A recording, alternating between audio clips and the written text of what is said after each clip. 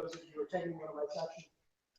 This material will be familiar, but I'm going to be going into much greater detail in the presentations that I'm making today. So being here will still be useful for you. For folks who have smartphones out or computers out, please close them now and put them away. If you are taking notes, you can take notes if you want to. You can also send an email to me at dto223@nyu.edu, and I will be happy to send you this presentation I'm going to make today, and I've actually got a second presentation that I'm going to make, and I'd be happy to send both of them to you if you want to see them. So you can take notes if you want to, but you don't have to. Again, I'll send the presentation to you if you want to. Just send me an email. Everyone set on that? Anybody else need to hear the email address from me? dto223@nyu.edu. By the way, it's Duncan Osborne. You can just do autofill on nyu.edu on email. It should come right out. Anyone else need that email address? Congratulations on being here today. You got an extra 10 points on lab 3 for attending here today. So good for you. Smart move. Now, Mike. Mike. Oh, excuse me. Not too loud. All right? I'll stop yelling at you. So, first of all, I recommend that all of you purchase a copy of this little book, Elements of Style by Strunk and Bach. You can get it at Barnes & Noble or on Amazon for $8.95 or $9.95 or whatever the price is now. Much easier to use than Chicago Manual of Style or MLA. It's a very handy guide that all writers generally have sitting on their desk. So I strongly recommend you purchase a copy of this and that you keep it on the desk, on your desk for the rest of your life, because you'll find it to be very useful. And it certainly is pertinent for the writing that you do in this class and for the writing that you're going to be doing in all of your classes this semester and for the rest of your academic career. So again, I strongly recommend you purchase a copy of Strunk and Bach, Elements of Style. Okay, anyone need that repeated? All right, let's talk about writing lab reports. So this is the presentation I'm going to be making today, lab reports from abstract to conclusion. So first, it's taken from a book by Keith Forshaw on the transition to college writing. Basically, what he is saying here is that your lab reports in this class and lab reports in other college classes that have lab exercises in them. This is essentially what you're being asked to do. These are the questions you're being asked to answer in the lab reports that you're submitting in this class and that other college students and other lab classes are submitting. Right? What did you do and why? How did you do it? What did you find out? What do the results mean? These are the for our purposes, these would be the pertinent sections in which you answer those questions. Obviously, results for us is data and observations. So essentially, this is what you're doing in the lab reports. The thing to bear in mind in all of your lab reports is that the single most important element of the lab report is your data. I want you to think of your lab reports. These are the major sections, by the way, and all of you already know this. I want you to think of your lab reports as a form of storytelling, right? So if we're storytelling, the data tells the story, right? So for the purposes of this PowerPoint presentation, I'm focusing on using the Mousetrap lab report, which all of you have done, and it's all been turned back to you. So the data there would be, you go into the lab and perform this exercise. Your data is the Excel spreadsheet with the competition results in it, pictures that you may have taken of your car or any pictures you may have taken of the other cars, and what you observed in the lab exercise. That's your data. That is the central element of the lab report. That's true of every lab report you're going to write in this class. It's true of every lab report you're going to write in your continuing academic career. The data tells the story. So that means you want to emphasize your data in multiple sections of the report. You want to have the data in multiple sections of the report. So this would be a typical abstract for the Mousetrap car exercise. And as you can see, this presentation assumes that there were 3 mousetrap cars in the lab exercise in this particular competition.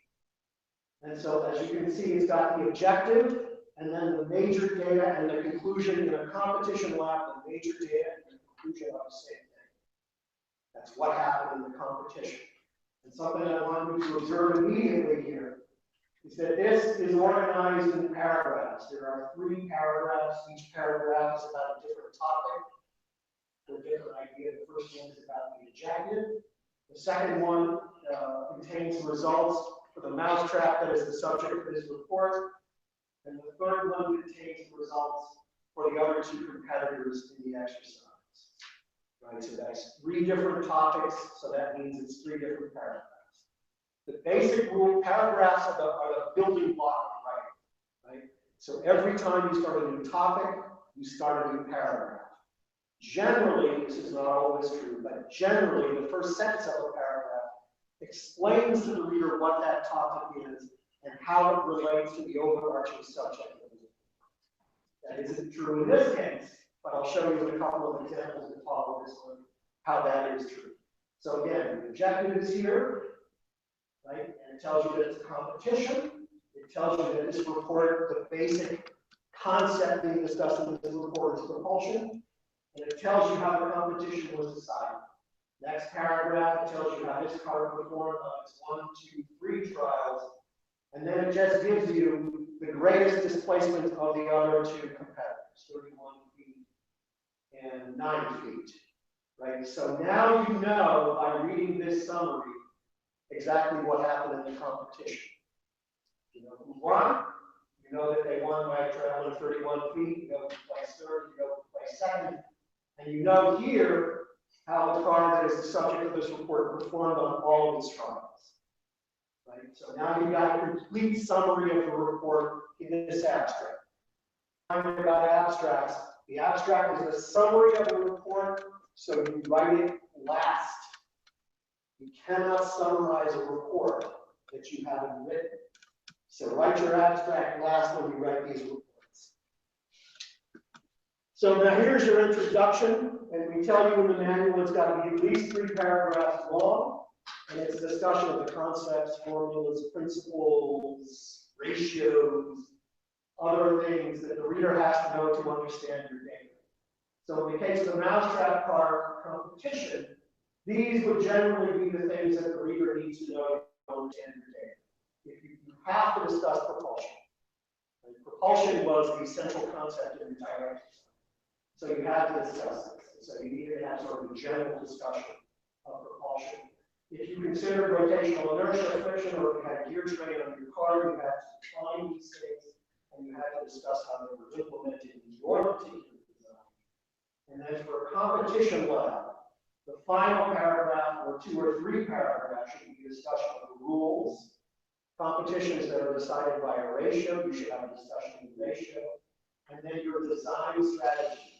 How did you take all of these concepts, these rules, the ratio, whatever is used to design the competition? How did you take all of these things and how did you implement them in an effort to win the competition? That's your design strategy. Right, so that would be your final paragraph in your introduction. And we expect to see it in all the competition labs, and most of the labs in this class are competition labs. So you're going to come back to this structure again and again when you write your lab reports in this class.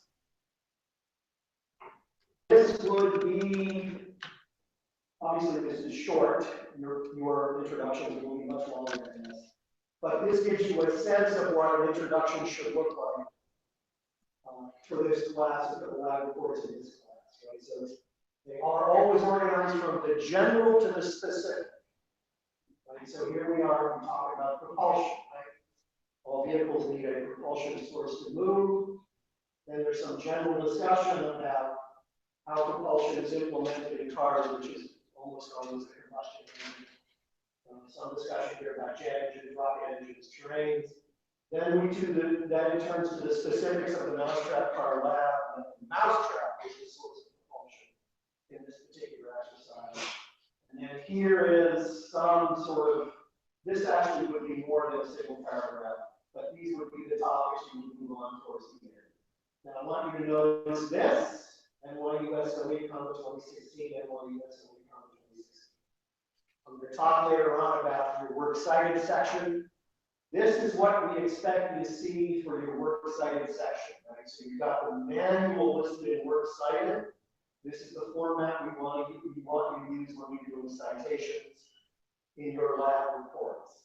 So at the end of a paragraph where you rely on the manual, you do this, parentheses, NYUSOE Conference 2016, parentheses, period. So the parenthetical statement is within the punctuation, same thing here again.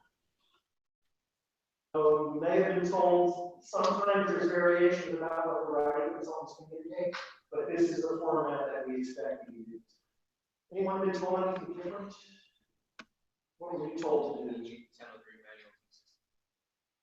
Yeah, you should convert to this. This is called author date, right? And so this is the format that we want you to use. So the course is the author of the manual. The date is 2016. Okay, so this is what we're expecting you to use. All right. So again, would be a typical organization of an introduction section in the lab report. Obviously, your introductions would be longer than this. Now, the procedure section, the essence of your procedure section is repeatability. I should be able to follow your procedure section and replicate results. It's got to be that complete, right? So that I can replicate your results.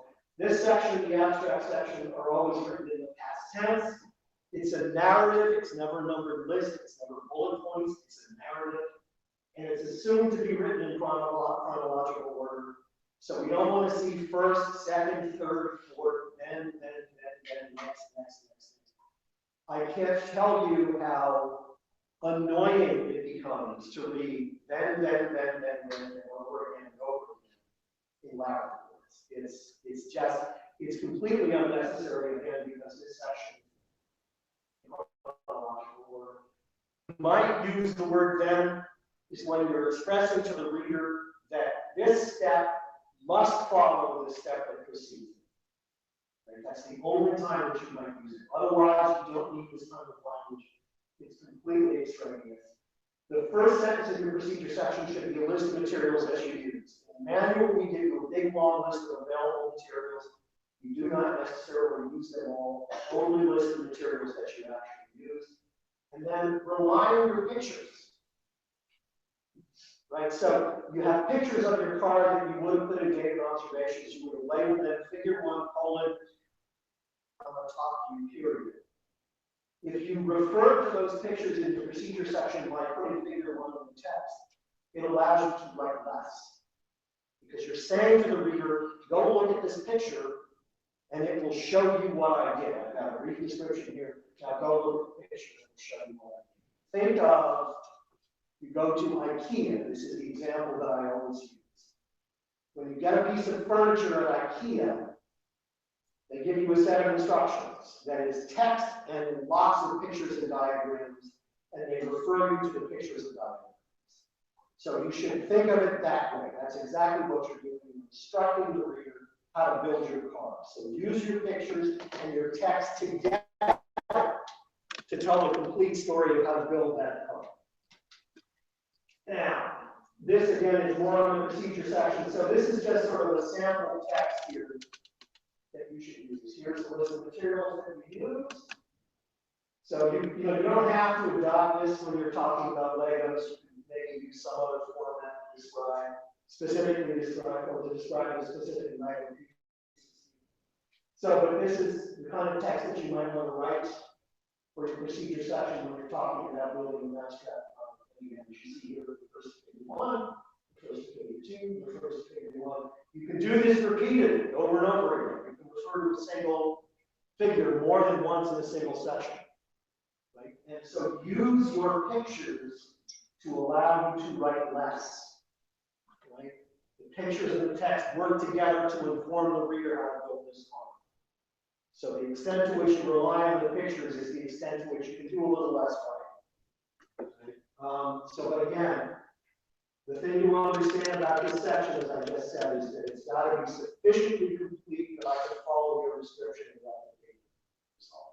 So the essence of this section, again, it's repeatability. So now here is data and observations, again, like the abstract, like the procedure section, this is written in the past tense. Okay. Do not analyze your data in this section. The analysis of the competition results for all of the competition labs and the labs, that goes to your conclusion. All you're doing here is presenting your data to the reader, right? No analysis in this section. So you're going to want to have for the abstract car, you're going to have pictures of the car, ideally more than one. Labeled like so. You're going to want to discuss the car's components and any modifications you made through the trials. The competition results, you're going to want to have an Excel spreadsheet that the TAs gave you, labeled table 1, competition results, period. Something to bear in mind about figures and tables. For tables, this label and caption goes above the table. For figures, the label and caption goes below the table. For graphs, the label and caption goes below the table. I think I got that correct. Right? So again, there is a distinction between figures, tables, and graphs. Tables, it goes above. This is standard in peer review journals, so we're requiring you to do this in class. So you'll discuss how your car performed on its 3 trials, and you'll discuss how the other cars performed on their 1, 2, or 3 trials. So ideally, if you had pictures of the other cars, you can put them here. They would also be labeled and make reference to them in your text. So again, use your illustrations in combination with your text to tell the story of what happened in the competition. But again, in this section, you're just presenting results. Right? There's no analysis in this section. So this would be what we want the figures to look like. There's a picture, figure 1, mousetrap car on the rear view, figure 2, mousetrap car on the side view. Right, and then there's the picture, right? So that's what we're looking for, and then you make reference to the text. Here would be the table, the Excel spreadsheet, and the competition results here again. Label and caption are above the table. Abstract vehicle competition results, period. And then here are the competition results for the 3 competitors in this particular competition. So we require that you rank these 1, 2, 3, as opposed to the way it's done here. So you need to pay attention to that, in particular in your PowerPoint presentations, because some professors will expect you to do 1, 2, and 3. Just, it makes it easier for you to take. So, you know, if you've got a professor who wants that, you should ignore my particular instruction here to do what your professor wants. I won't get you in trouble. And your professors. So now here would be text for a data and observation section. And as you can see, there's a discussion of how the thing was built, modifications that were made to it between trials. Right? Then here is a discussion of its results on its 3 trials. And then here is a discussion of how the other cars performed on their trials. Again, figure 1. Right? We're talking about the car, so this refers to figure 1. Figure 3 is a modified car, right? So it refers to figure 3. Table 1 is the Excel spreadsheet with the competition results. So there's reference to table 1, and as you can see, you can make reference to an illustration more than once in any section, and you should. Right? So here's table 1 over here refers to, right? So use your illustrations, again, with your text to tell the story. Right? That's the best way to write your lab reports. That's the best way to tell the story of what happened in the lab. So now then here, your discussion and conclusion section, this is where you're going to analyze your data. This is where you're going to explain to the reader why your car performed as it did, why the other cars performed as they did. And then finally, what changes you would make to your car to improve its standing in competition. This would be the final thing that you write in the conclusion section. And this would be true for all competition labs. Right? The final paragraph should be a discussion of how you improve your robot or your car or whatever it is. Right? Is there a problem? No, we're cool. Sorry. So this would be, the text might look like this in your discussion section, right? Discussion of why the first place, how the first place car performed and why it got that distance. Right? Here's a discussion of how the second place car performed, and again, why you achieved that distance. And here's a discussion of the third place car and why it achieved that distance. Right? So that's what we're looking for. Again, there is a distinction between those two sections, and sometimes students are confused about it. Again, in data and observations, you're just presenting the data. Your analysis of your data, your explanation of the data goes into the conclusion section. Is that distinction clear to you? Anyone confused about it? Okay. So now, for works cited, if you haven't already gotten this from your writing consultant, this is what we expect you to do in your works cited section. This is the standard format that we expect to see in all our reports. You can have more than one citation in this section, but the manual has to be in here and observe that obviously the title of the lab is going to change. The lab report, the access to the manual is going to change every time we do that. Put this in the first and never go back and revisit it again. You got to alter for every lab report. Your original data section, you put your lab notes in your original data section, and only there. Students sometimes like to put their lab notes in data observation sections because they'll be sketched in there. Then you want to make reference to in your report. I got to tell you, I've been teaching this class since 2004. I have never seen a sketch in lab notes that was sufficient to be included in the data observation sections. They're generally pretty bad. Right? They don't contain a lot of useful information. So you should not put sketches in data observation. But then many of you have done a really great job on sketches in your lab notes.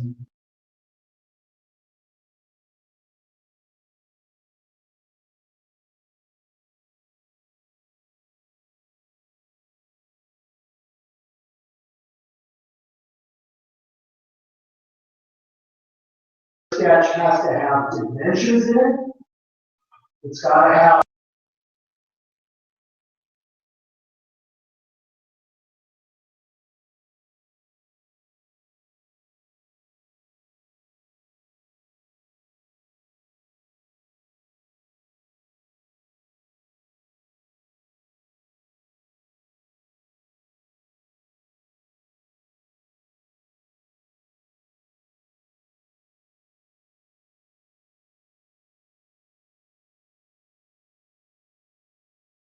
to be labeled and they have to have in-text references. All of them. If you want to do 2, 3, 3, say 1, 2, 3, 3. Graph 1, graph 2, graph 3, they've got to have labels, and you've got to make reference to the in-text. You must have in-text references to the sources that you're cited. Right? As I showed you in the introduction section here, you've got to have an NYUSA 2016. Right? Where you're relying on the manual, where you're relying on other sources, and you use the author date format. Right? All measures must have units except ratios. Right? All measures must have units. There are some measures in the world that also the like ratios don't have units, which are probably not.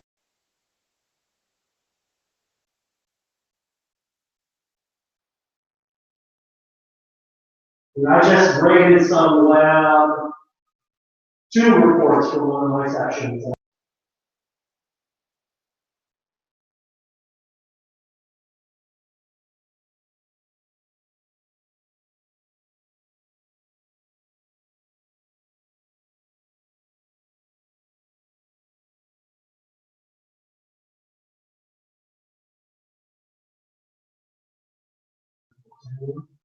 One, two, come on, 3. Really? Okay, so you can go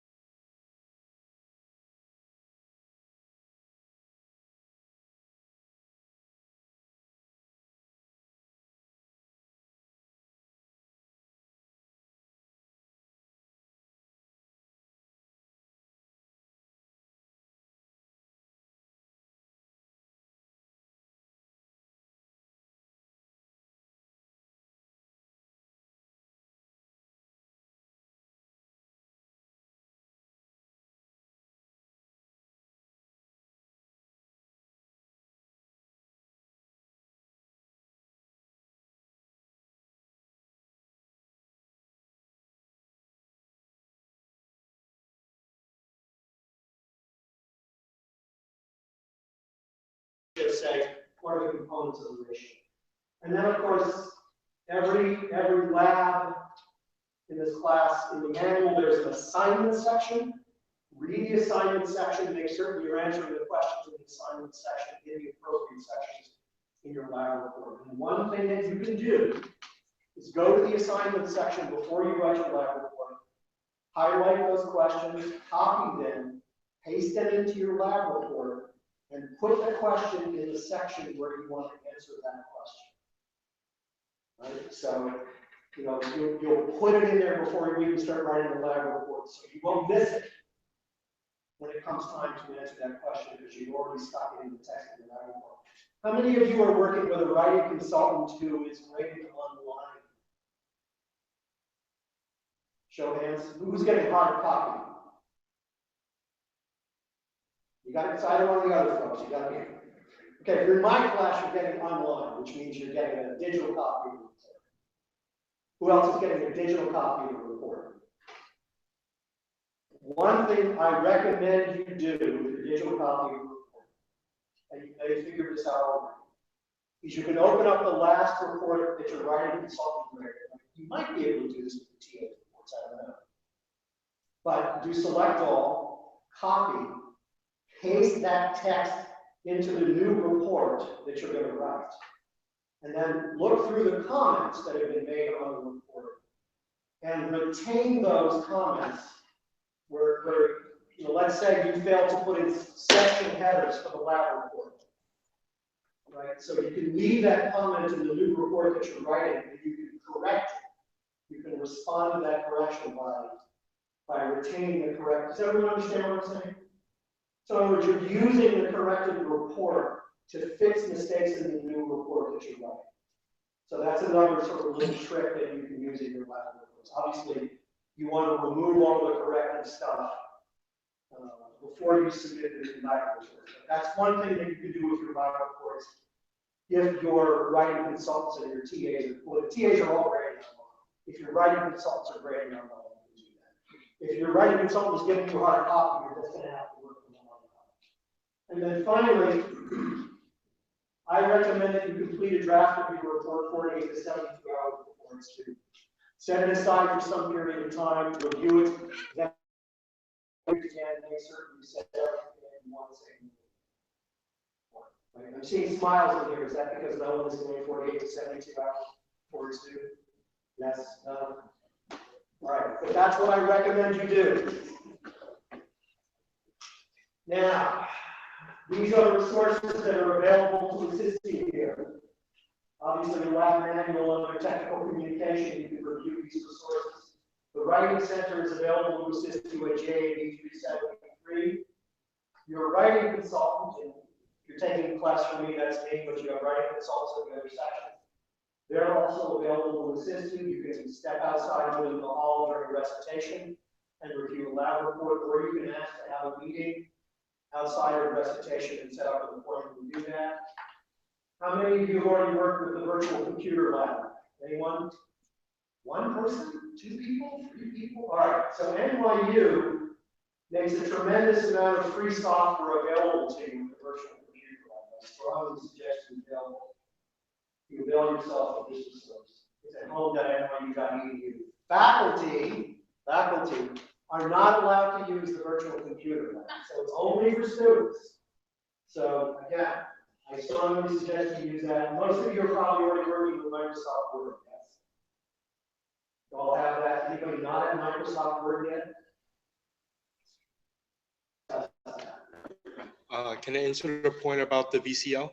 So the VCL is for software that is licensed through NYU Central. It does not contain all the software that you do need for the class. Some of the software that you do need for the class, it's licensed by Tandon only. It's not licensed by NYU Central. So things like Microsoft Project, Mindstorms, and AutoCAD, for those of you doing the supermarket project. Those softwares I do not believe are available on VCL. And are they available at the third floor computer center?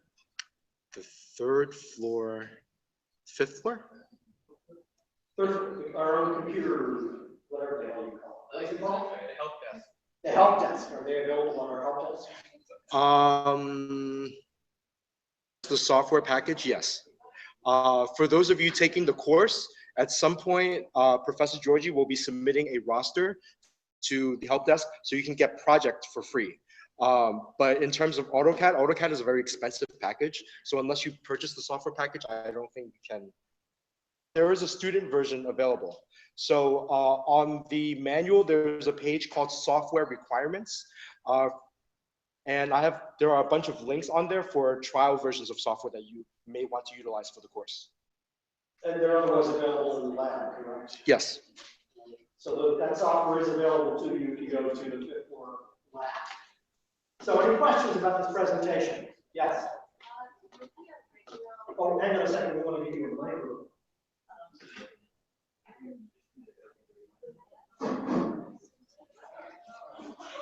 Quiet, please. For the original data section, do we just put our notes in there, or do we have to write something else? You don't have to write anything in the original data. You do not have to include your lab notes in your reports. If you choose to include them, they go to original data and only there. Only there. Does that answer your question? Yeah, do they require a caption involved as other? If you're going to refer to them in your text, yes. If you're not going to refer to them in your text, no. Any other questions? Yes. Wait for the microphone, please. I was wondering if an appendix section was acceptable or not. That including like figures and examples, reference to like procedure. Appendix section. Why would you do that? What about your data? Put your data in data observation. Right?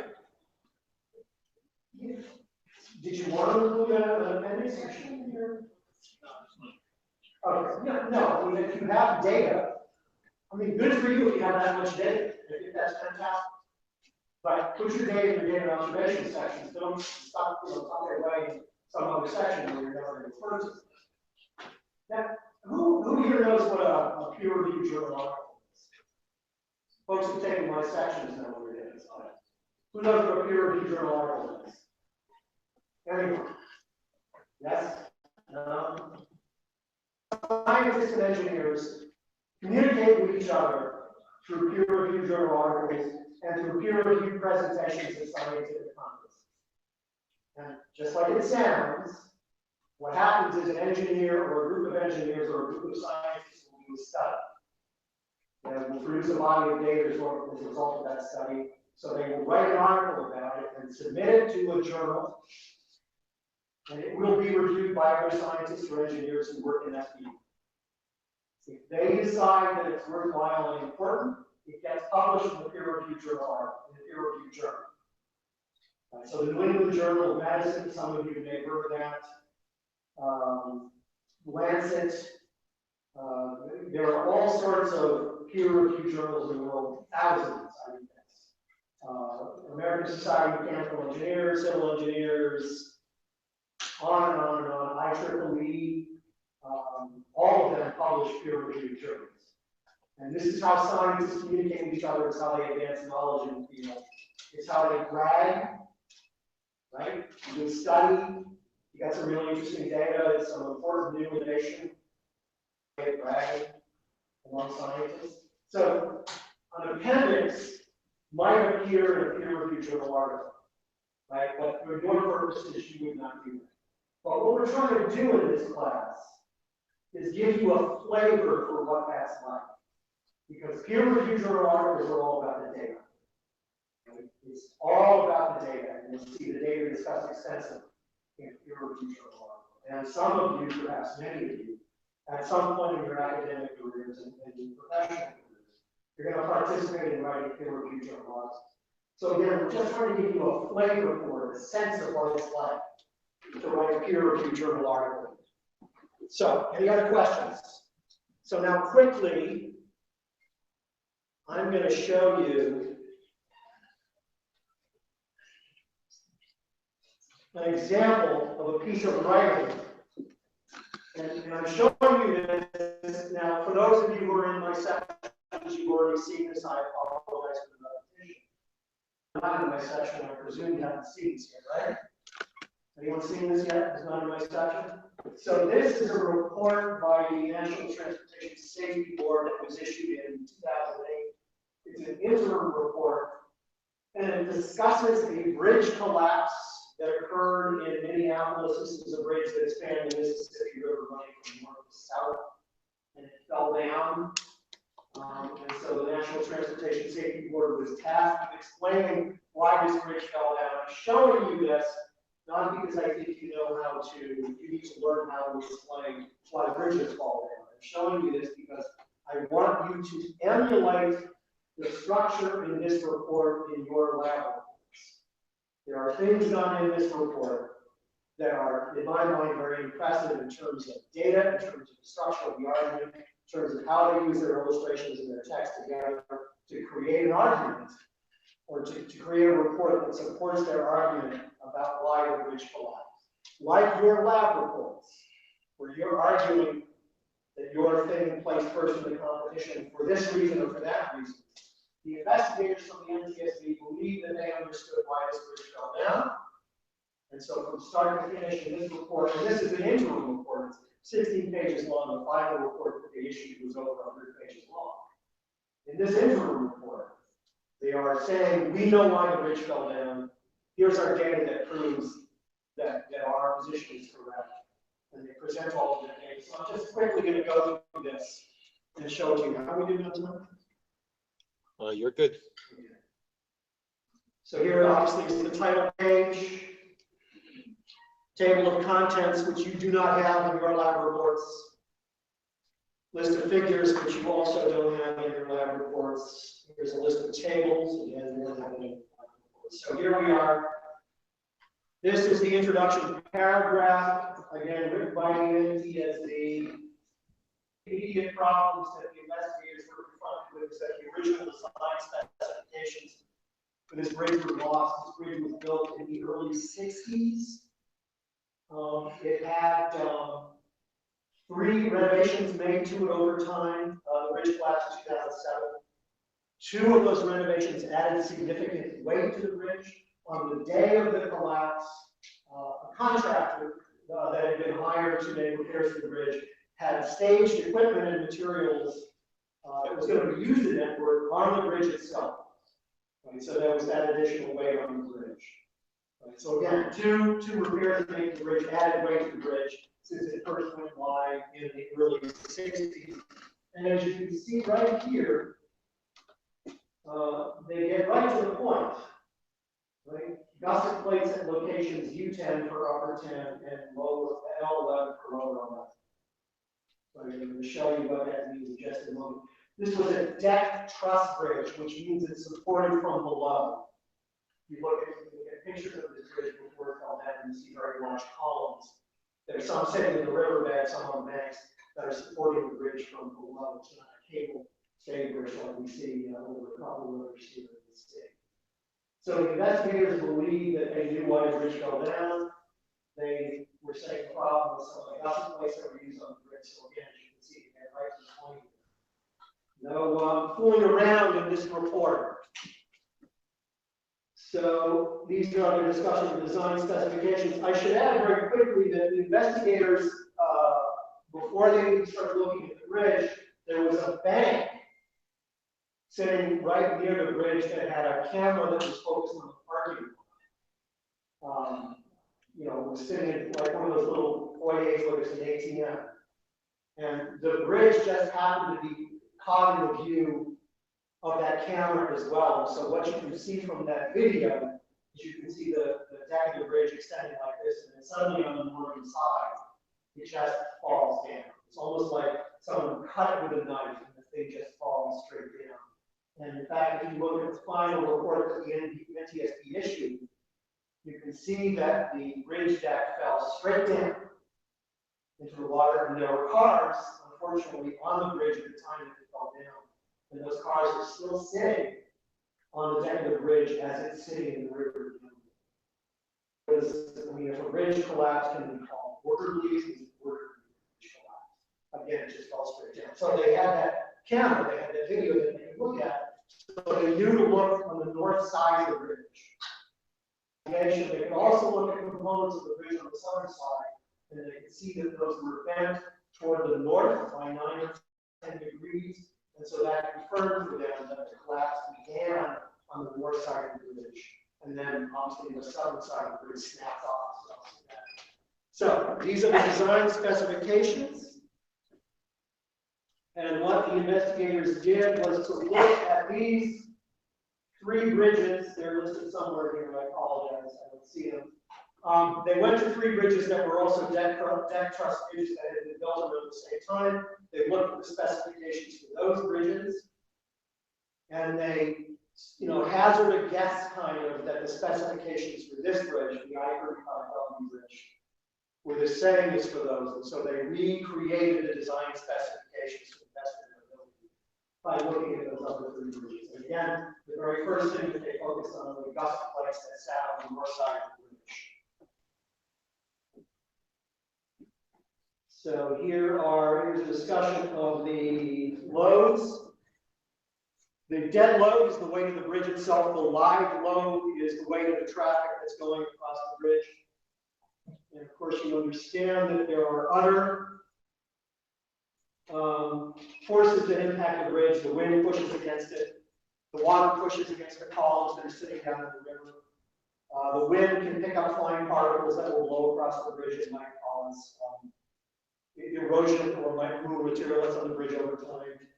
Pigeons might go to the bathroom on the bridge. I believe Dono is base or acid, I can't remember which.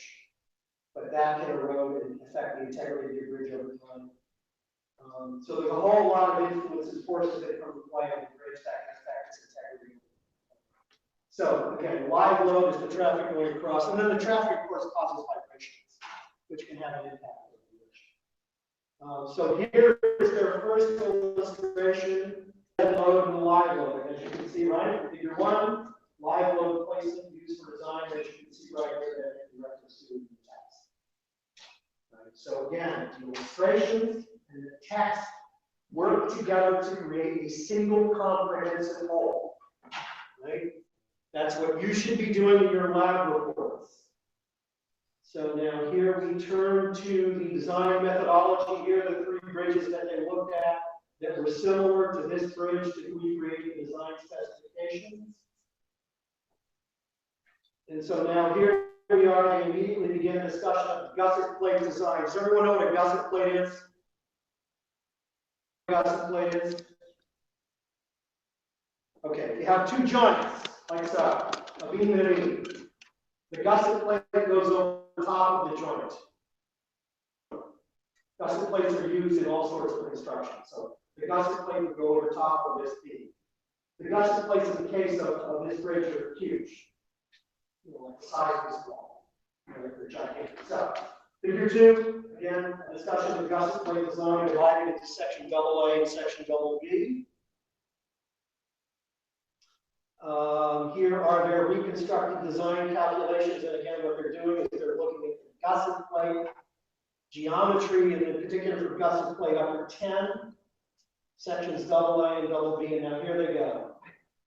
Right? This is their discussion of their analysis of the gusset plate design and the forces that impact this gusset plate, or these gusset plates, and they're looking at particular gusset plate upper 10. Right? Sections AA and BB. Now, here's their math. They're looking at the various forces that impact this gusset plate. If you disagree with them, data's report. You right here, all of their calculations, all of their data is in the report. So if you disagree, you can go back through the calculations and make your own. You can make your own assumptions. And you can come back and say, yeah, I think this is why you're wrong. Or I think this is why it's a mistake. But again, all of their data is in the report. It's all labeled, and they make reference to all of it in the text while they look at these various forces. What they were concerned with is what they call the demand to capacity ratio, as you can see here, for the gusset plates. What's the demand on that plate? What are the forces on it? What's its capacity? What is its ability to sustain that demand. 1 or higher is bad in a demand to capacity ratio. In this case, below 1 is good. So, they show you their calculations, now they're presenting the results of their data. So here are the demand, here's a table of the demand to capacity ratio for section double B. For gusset plate, I believe this is number 10. Here's the demand to capacity ratio, and as you can see, the 3 measures they're considering here is failing on all 3. Right? 0.63 is good because it's below 1, but on these 3 it's failing. So, down here, more discussion of gusset plates, upper 10, upper 11. They showed you the numbers. Now they're giving you a visual illustration of those same measures for gusset plate upper 10. Here's 1 on the demand capacity ratio, and on these 3 measures you can see upper 10 is failing. So again, they give you the calculations. They give you the results of the calculations in a table. Now they're giving you a visual illustration of the same data. Right?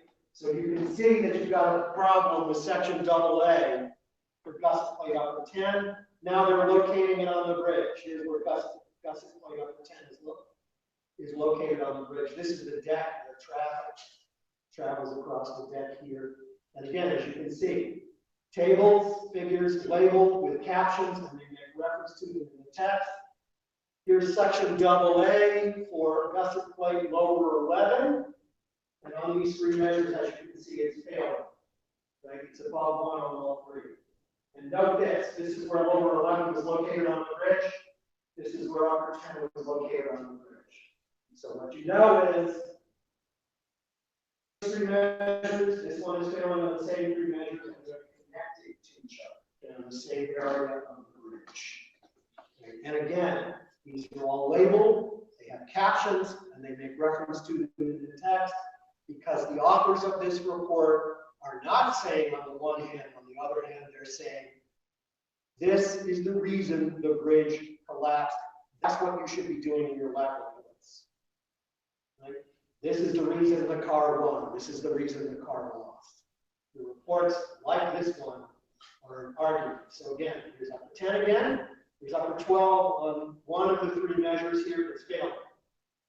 Low and upper 12 are connected to each other. So you may get a serious problem in this area of the bridge. And again, they gave you numbers, they give you a visual illustration of the data. Here, they're showing you that these 3 gusset plates are all connected to each other in the same area of the bridge, and they are again making an argument. The reason the bridge fell down was because of these gusset plates failed on their demand to capacity ratio.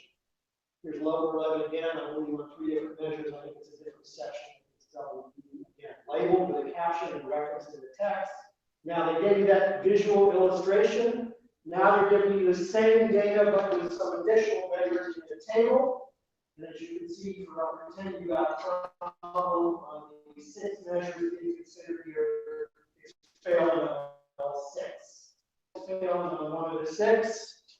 And then lower 11, which is down here, is failing on all of the 6 as well, and in particular, it's been really bad in these 2 measures right here. So again, they showed you their calculations, they gave you the results of their calculations, they created some visual pictures that illustrated the calculations without the numbers in them. Now they come back in this table, they've labeled the table, they put a caption on it, and they're giving you more of their data here in this table.